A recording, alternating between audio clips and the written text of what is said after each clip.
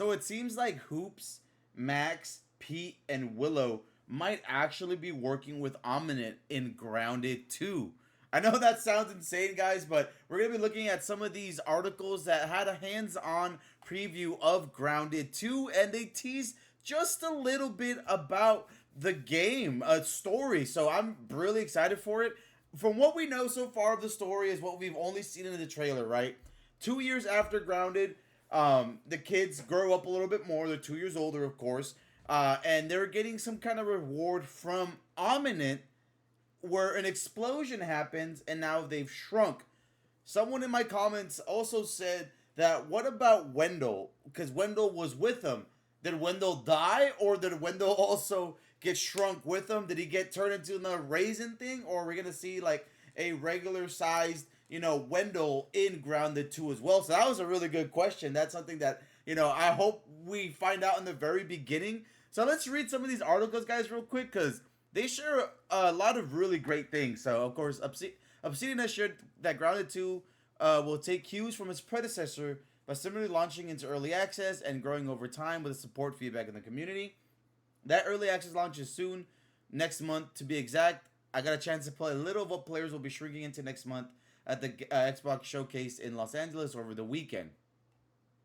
So pretty much, it's admittedly hard for me to say much about the ways in which Grounded 2 differs from the first game, just based on the small snippet I played. I was given I was option to jump into a later section of the game, but I opted for the tutorial to fresh my Grounded skills, which had gotten a little rusty. Thus, much of what I saw through the tutorial was plenty more grounded, pleasantly more grounded. It's the same kids. Abbott, 2 years older, shrunk down to ant size thanks to the shady dealings of a company named Ominent. Once shrunk, they suffer from a touch of amnesia that leaves them with a little memory of what they were doing pre-shrinking, but luckily our teens do remember the gist of their last tiny backyard adventure. Okay, that's cool though, because I guess like I was thinking like how is it that we got bigger and then they got back and we have to redo it all? I guess with this second shrinking, kind of resets things a little bit. Even if we must acquire many of the skills that developed the first time around. Crafting, for instance, you'll still be analyzing every item you come across, learning new crafting recipes, and slowly building new pieces of armor, weapons, tools, and other items to help you survive. Or you'll be scrounging around the early areas for food, mushrooms in my case, and drink dewdrops so you don't starve to death. Or maybe you'll be fighting bugs or other critters poking at you nervously with a crudely made stick spear. All the fundamentals are still in grounded, similar and waiting for everyone who wanted more than what we got from what the original was selling. What's new here is a little less obvious in short early game sample, but I did get a taste of some of it.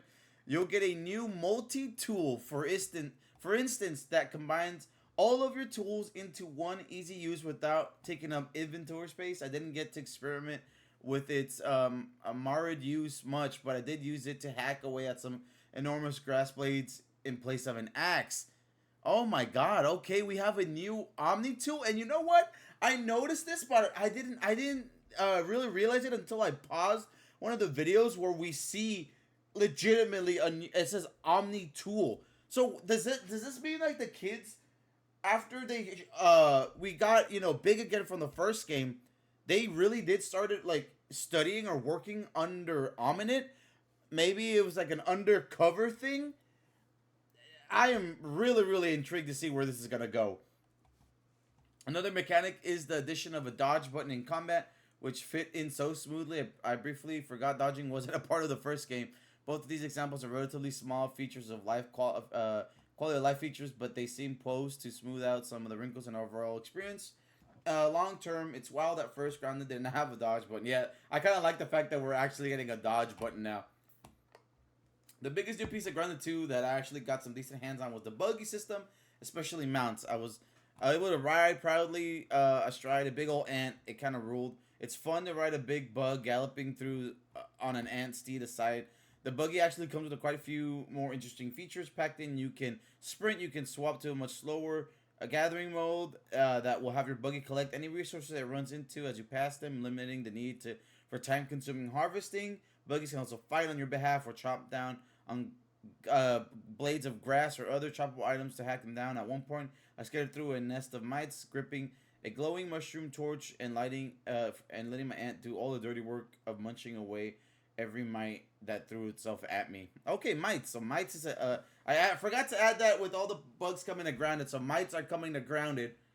As a result, the map was too small for. Okay, and then I was interviewed previous session that buggy mounts were essentially necessitated grounded to alongside other factors. First, grounded was never designed for a speed at which the mounts can cover.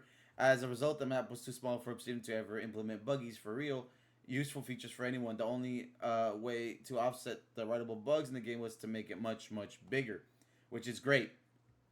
And that's what I'm being told happened here. Grounded 2 takes place not in the backyard, but in the Brook Hollow Park, which Obsidian says roughly 3 times the size of the backyard of the first game.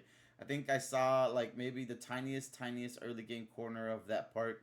The nice, easygoing space then sent it to accumulate both new and returning players to the world of Grounded before sending you off an ant riding adventure into the unknown. I'm super excited for that. I still have a lot more questions for Grounded 2. Is bringing to the picnic table, which justify entirely new game as opposed to just expanding the existing Grounded. Mechanically, I'm not fully sure Writable Bugs is going to sell me on it. Then again, Grounded is heavily story focused, and Grounded 2 opens the gate to a brand new story. As Obsidian age up its protagonists, progress Ominent's nefarious nonsense, and expand the world, and it remains true to the first. Grounded was pretty dang fun as it was, so I'll take more of it. Plus bug riding, ride while bug-eyed. Okay, so that's cool. That's cool. So outside of that, the only other thing we got from this was that Ominent tool, and of course they were just writing the bugs and stuff. So that's cool. I mean, from what I'm hearing, people play that little snippet. We're literally getting like, it's gonna be literally Grounded 1 with a couple other added mechanics to it, which I think is really cool. We're gonna look at this next article. So pretty much, Grounded 2 hands-on preview, everything is better with mounts. I'll be honest, I never jumped on the Grounded bagwagon when it first released nearly 5 years ago. I was under the impression it was a kid's game, and after the first shit that came out of Hoop's mouth in Grounded 2, I knew I was sorely mistaken. The Xbox Game Showcase dropped a ton of announcements during the summer Game Fest weekend, but Grounded 2 has a passionate community behind it, and excited to dive in. Absolutely. I took the tutorial route where I wasn't familiar with the gameplay yet. We found 4 characters to choose from: Max, Willow, Pete, and Hoops. After which, the obvious choice, I grabbed Hoops. Hey, Hoops, baby. Hoops is gonna be my. I'm going Hoops again. That's my character. Hoops wakes up being shrunk again and not really knowing what's going on. The tutorial plays out like an employee training session for the company Ominent, and after an event, I won't spoil, you're off on a mission in the massive new area of Brook Hollow Park. See, there's an employee training session. So again, I'm thinking that they eventually had to work after they got big again. They actually started working with Ominent. Maybe they got caught that they were spies and they got shrunk back to to tiny size. So I don't know. That could be a little interesting. I'm not gonna lie. That would be really, really dope. I was pleasantly surprised by the visual fidelity of Grounded 2. The world is lush and bright, filled with things to harvest and collect, which is a crafter and hoarder's dream. I was given a quick crafting tutorial, learned to build. As I explored the area, I came across roots, dried grass, clover, sap, trees, and more. The world was littered with big people stuff like trash, screwing about the park, pieces of building materials, and though I didn't see it, the press photos included some really innovative scenes like a melted ice cream wonderland. Yep, that's really interesting. I can't wait to see that. Okay, so first and foremost was the charm right. The quirky nostalgia is the setting that nearly brings the game to life, and how does it really stand out? As that's a piece that we absolutely didn't want to lose. Just the charm of the late '80s and now early '90s, putting you really into the setting because it's such a good and fun nostalgic feeling. Moving around on my friends was fast and fluid, and I think buggies will add something special to Grounded 2. Yeah, the buggies are great. That's something everybody asked for Grounded 2.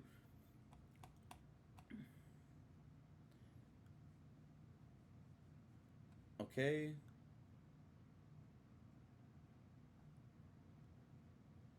So if you're heading into Honey, I Shrunk the Kids with Grounded 2, you're in for a surprise. You're fighting adorable bugs, sure, but also searching bodies and fighting for survival. Obsidian absolutely mastered the charm they were hoping for, and I'm looking forward to seeing more of the story to find out how dark it goes. I do have small concerns with combat. During my playthrough, I found that aiming using my sword very inconsistent. Whether my crosshairs would aim as regularly slightly higher than where I would hit, which took some getting used to. That being said, there's plenty of weapons to come. Okay. Early access. Okay, cool. So nothing else outside of that. I mean, it is an early access, so they're going to slowly start improving things little by little. All right, so I guess everybody's really excited. So what I get overall is that people, they're liking it because it expands. It stays true to what Grounded 1 was, but they still are expanding from that, and the buggies are going to be the best thing, especially exploring throughout the entire, this huge new map that we're getting with Grounded 2. And then, dude, I'm already kind of really interested to see what they mean about, the Ominent training, like a employee training video. That is definitely, or training session. That's interesting. They did showcase a lot of other Ominent thing. Like Ominent has been doing stuff in this park as well. So, I mean, they said that they have a lot more for the story since everybody breezed through Grounded 1. Right? Yeah, I'm don't get me wrong. I also breezed through the story relatively quickly. So I'm sure there's gonna be lots of more stuff for Grounded 2. So I'm excited. Let me know your thoughts, guys. Are you excited? Are you like? What are your thoughts about Grounded 2? And oh man, we're gonna continue to cover this, guys. So don't forget to like and subscribe. And I'll see you guys in the next Grounded video.